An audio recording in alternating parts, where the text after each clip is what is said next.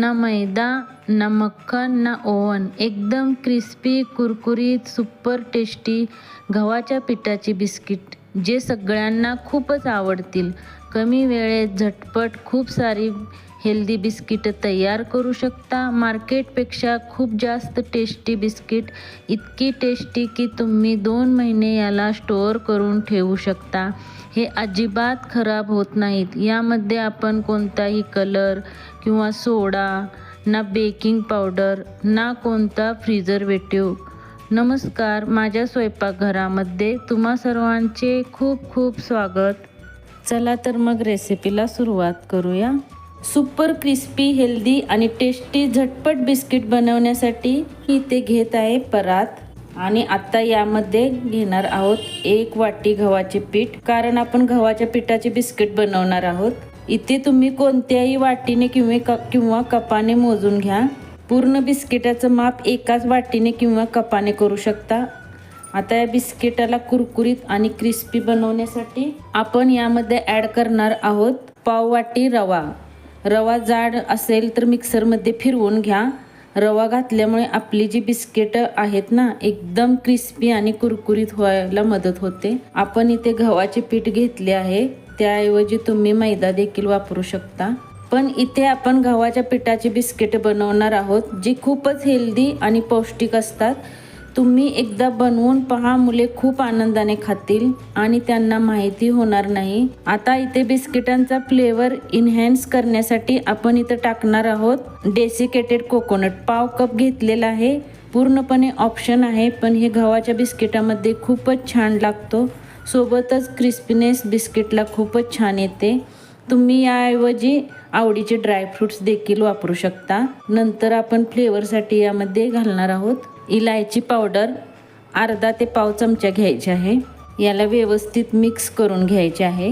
तसं तर आपण घरामध्ये कुकीज बिस्किट बनवताना भरपूर प्रमाणात तूप, मक्खन, बटर, कलर नाही, कोणते प्रिझर्वेटिव्ह, सोडा, इनो असं आपण काहीच वापरणार नाही. खूप सिंपल पद्धतीने हेल्दी बिस्किट तयार होतील, ते पण बिना बेक करता. बिस्किटाचे मिश्रण आता एका साईडला ठेवूया.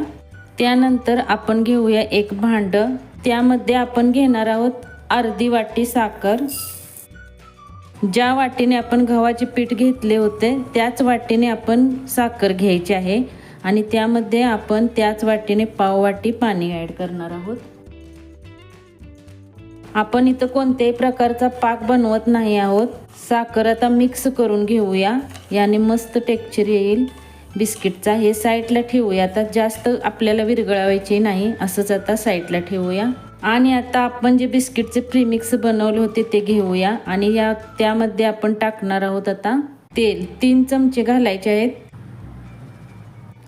3 ते 4 चमचे तेल लागेल आणि हे मिश्रण जे आहे ते आता व्यवस्थित हातावरती असं चोळून असं मिक्स करून घ्यायचं आहे. याच्याऐवजी तुम्ही मक्खन किंवा तूपही घालू शकता यामध्ये. तेल आणि पीठ छान मिक्स झालं पाहिजे. हे असं, हे पहा मी आता छान मिक्स करून घेतलेलं आहे. आणि मेन स्टेप आहे ज्यामुळे बिस्किट आपली एकदम कुरकुरीत आणि क्रिस्पी होतील. हे पहा, हळूवार अशी मुठ्ठी बांधली की असं बनलं पाहिजे पीठ. हे पहा, इतपतच तेल घालायचं आहे. म्हणजे मला 3 चमचेच तेल लागलेलं आहे, मी पुन्हा घातलेलं नाही. तुमचं पीठ जर थोडं जाडसर किंवा बारीक असलं तर थोडं कमी, किंवा जाडसर पीठ असलं तर थोडं जास्तही लागू शकते. पण असं पीठ बनलं पाहिजे. हळूवार मुठ्ठी बांधायची, म्हणजेच समजायचं की आपलं पीठ एकदम परफेक्ट तयार झालेलं आहे बिस्किटासाठी. हे पहा, आता जे साखरेचं मिश्रण तयार केलं होतं ना, ते असं थोडं थोडं करून घालायचं आहे. टाकत थोडं थोडं असं मिक्स करून घ्यायचं आहे. हे पहा, साखर पूर्ण विरघळलेली नाही, याच्यामुळे आपले बिस्किट खूप छान होतील. आणि पीठ जास्त पातळ किंवा घट्टही मळायचे नाही. आणि हो, चिमूटभर मीठही टाकायचं आहे, मी विसरलेली. कारण का तर चिमूटभर मीठ गोडाच्या पदार्थांमध्ये टाकलं ना, खूप छान स्वाद येतो. हे आता असं घालत घालत थोडं थोडं टाकत मळून घ्यायचं आहे. यामध्ये जे साखरेचे कण आहेत ना, त्या सकट पिठामध्ये घालून असेच मळायचे. ते साखरेचे कण बिस्किट खाताना खूप छान क्रंची लागतात. आपण यामध्ये रवा घातला आहे ना, तोही पाणी शोषून घेतो. आता इथे मी पाणी वापरलेलं आहे, त्याऐवजी तुम्ही दूध देखील वापरू शकता. पण दुधाचे बिस्किट जास्त दिवस टिकत नाहीत, जास्तीत जास्त 10 दिवस टिकतात. पण आज आपण पाणी टाकून केलेली बिस्किट 1.5 ते 2 महिने आरामात टिकतात आणि 1.5 ते 2 महिने तुम्ही एन्जॉय करू शकता. हे बघा, आपलं परफेक्ट पीठ मळून तयार आहे. ना जास्त घट्ट आहे किंवा ना जास्त पातळ आहे. चला तर हे आता आपण लाटून घेणार आहोत. चला तर याचे आता आपण गोळे तयार करून घेऊया. हे साईडला ठेवूया आणि आता याला व्यवस्थित लाटून घ्यायचे आहे. ना जास्त जाड ठेवायचे आहे किंवा ना जास्त पातळ ठेवायचे आहे. याला इथे पहा, मी आता लाटून घेतलेला आहे. तुम्ही मार्केटमधील बिस्किटची जाडी जर पाहिली असेल तशीच जाडी ठेवून लाटायचं आहे, जास्त पातळ नाही किंवा. आणि हे लाटून घेतलं आहे ना, त्याची काळजी करू नका. हे चिरडलेलं आहे ना, ते आपण आता कट करताना असं साईडने हे चिरा सगळ्या अशा कट करून घ्यायचे आहेत. हे पहा, मी आता कट करून घेतलेलं आहे. आणि हे जे आहे ना, हे नंतर लाटताना त्याच्यामध्ये आपण घेणार आहोत पीठ. हे बघा, सर्व निघून गेलंय आणि परफेक्ट असा शेप आलेला आहे. याला आपण आता जेवढी साईज तुम्हाला हवी आहे तसं तुम्ही कट करून घेऊ शकता.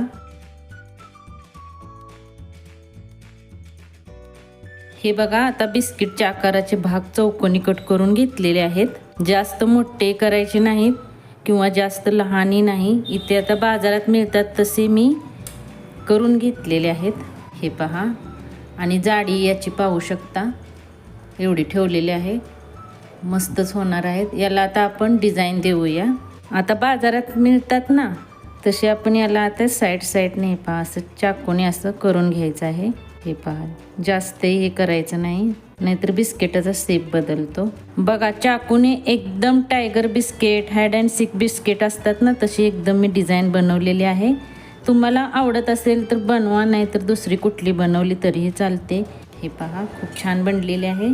आता इथे बिस्किटचा शेप थोडा इकडे तिकडे झालेला असतो, तो असा उलताण्याच्या सहाय्याने हे पहा असा सेट करून घ्यायचा आहे. हे पहा, असा सेट करून घ्यायचा. हे पहा, आपली जबरदस्त हेल्दी बिस्किट आहेत, बिलकुल तयार आहे ना. एकदम जबरदस्त आणि सोपी डिझाईन. या पद्धतीने सर्व बिस्किट आपण आता बनवून तयार करून घेऊया. हे पहा, मी आता सर्व बिस्किट बनवून घेतलेले आहेत.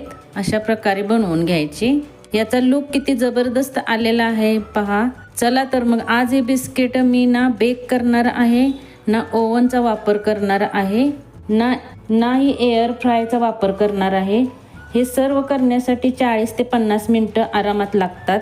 आपण करणार आहोत झटपट होणारी प्रोसेस. इथे आपण कढईमध्ये तेल घेतलेलं आहे आणि तेल मी गरम करायला ठेवलेलं आहे. तेल जास्त गरम होऊन द्यायचं नाही, मीडियम तेल करायचे आणि स्लो गॅस करून त्याच्यावरतीच आपल्याला प्रोसेस तयार करायची आहे. आता तेल मीडियम गरम झालेलं आहे. हळूहळू 1 2 2 3 जसे बसतील तसेच घालायचे आहेत, जास्तही घालायचे नाहीत. तुमच्याजवळ जर फ्लॅट कढई असेल ना तर त्याच्यात तर खूप छान बनतात. आणि बिलकुल आता हलवायचे नाही, हळूहळू याची प्रोसेस. आणि गॅसची फ्लेम एकदम स्लो ठेवायची आहे, नाहीतर बिस्किट वरून करपतील आणि आतून कच्चेच राहतील. लगेच याला हलवायचे नाही. एका साईडने व्हायला याला 3 ते 4 मिनिटे लागतील, तोपर्यंत बिलकुलही हलवू नका. हे पहा, खालून छान गोल्डन कलर आलेला आहे. आता याला आपण पलटी करून घ्यायचं आहे. एकदम हळून पलटी करायची आहे, बिलकुल घाई करायची नाही. हे पहा, असं एकदम छान गोल्डन कलर येऊन द्यायचा, बिलकुल गडबड करायची नाही. खूप छान होतात. हे पहा, एकदम कमी गॅसवरती छान कलर आलेला आहे. आता तुम्हाला सॉफ्ट वाटतील, पण हे थंड झाल्यानंतर ना खूप क्रिस्पी होतात. आता खालून याला चांगले स्लो गॅसवरतीच आपण गोल्डन कलर येईपर्यंत तळून घ्यायचे आहेत. तुम्हाला तळायचे नसतील तर तुम्ही बेकही करू शकता, पण बेक करायला थोडा जास्तच टाइम लागतो. पण ही एकदम सोपी पद्धत आहे, याला ना आपण सहज बनवू शकतो. हे पहा, आता गोल्डन कलर एकदम आलेला आहे, छान तयार झालेले आहेत. बेक करायला गेले खूपच टाइम लागतो, त्यामुळे ही पद्धत एकदम सोपी आहे आणि बिलकुल तेलही राहत नाही याच्यात. आणि लाटताना जर चिकटत असेल तर थोडंसं तेल लावून लाटायचं, बिलकुल चिटकत नाही. हे पहा, आता मस्त गोल्डन कलर आलेला आहे. आपण काढून घेऊया. एकदम हळूवारपणे काढून घ्यायचे आहेत, गडबड करायची नाहीत. अजून मऊ आहेत ना, थंड झाल्यानंतर एकदम क्रिस्पी होतात. हे पहा, एकदम कुरकुरीत क्रिस्पी बिस्किट एकदम तयार आहेत. हे पहा, आपण यामध्ये साखरेचे कण टाकले होते ना ते एकदम वर येतात थंड झाल्यावर, हे अजून दिसतात आणि बिस्किटांचा लुक एकदम मार्केटसारखा मस्त येतो. आणि हे पहा किती छान बिस्किट तयार झालेले आहेत. एवढ्या सोप्या पद्धतीने आणि कमीत कमी साहित्यात एकदम परफेक्ट मी जे मेजरमेंट सांगितलेले आहे त्याच पद्धतीने घ्या. एकदम परफेक्ट माप सांगितलेलं आहे. पहिल्यांदाच बनवत असाल तरी एकदम परफेक्टच बनणार आहेत. हे पहा आपली दुसरी बॅच देखील तळून घेणार आहोत. पण तेलाचं टेम्परेचर एकदम व्यवस्थित ठेवायचं आहे. जास्त तापलेलं तेल नको आहे. हेही आपण आता तळून घेणार आहोत. हे बघा एकदम तयार आहेत हेल्दी टेस्टी क्रिस्पी गव्हाच्या पिठाची बिस्किटं. एवढी परफेक्ट बनतात की वाटणारच नाही तुम्ही घरी बनवलेले आहेत. एकदम मार्केटसारखा परफेक्ट लुक. हे पहा आवाज ऐकलात ना, एकदम क्रिस्पी आणि कुरकुरीत होतात. तुम्ही देखील ही रेसिपी नक्की ट्राय करा. एकदा बनवली की याला 1.5 ते 2 महिने हवाबंद डब्यात पॅक करून ठेवू शकता. अजिबात काही होत नाही. रेसिपी कशी वाटली कमेंट करून नक्की सांगा. व्हिडिओ आवडला असेल तर लाईक करा आणि मित्रमैत्रिणी परिवारासोबत नक्की शेअर करा. आणि अशा हेल्दी सोप्या आणि टेस्टी रेसिपीसाठी आपल्या चॅनलला सबस्क्राईब केलं नसेल तर नक्की सबस्क्राईब करा. चला तर नंतर भेटूया अशाच एका रेसिपीसोबत. तोपर्यंत मस्त खा आणि स्वस्त राहा. धन्यवाद.